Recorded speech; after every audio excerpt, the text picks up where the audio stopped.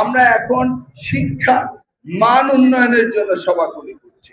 আমরা শিক্ষকদের কি কি সুবিধা অসুবিধা আছে, কি কারণে আমাদের শিক্ষার মান উন্নয়ন বাধাগ্রস্ত হচ্ছে, দেশব্যাপী আমি সকল শিক্ষকের সাথে এবং স্টেক হোল্ডার সকলের সাথে আলোচনা করে শিক্ষায় কি কি সংস্কার অতীব জরুরি সেগুলিকে আইডেন্টিফাই করছি।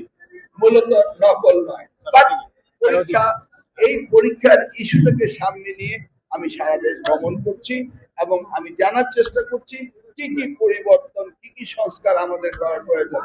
ইনশাল্লাহ নকল হবে না, নকল অনেক আগে চলে গিয়েছে। আমরা এখন শিক্ষার মান উন্নয়ন চাই, মানসম্মত শিক্ষা চাই।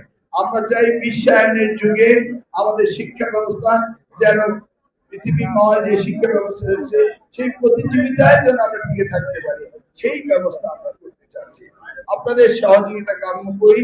আপনারা যারা মিডিয়া রয়েছেন, আমাদের যে ত্রুটিগুলো রয়েছে সেটি যেমনি ভাবে তুলে ধরবেন, আমাদের ভালো কাজগুলি শিক্ষকরা যা করেন তার প্রশংসা করবেন।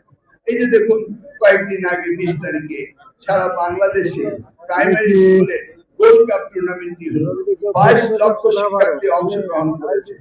এই যে 29 তারিখে স্টার্ট আপ, তারপরে আপনার সায়েন্স ফেয়ার, ইনোভেশনের উপরে একটি অনুষ্ঠান হতে যাচ্ছে 29 তারিখে।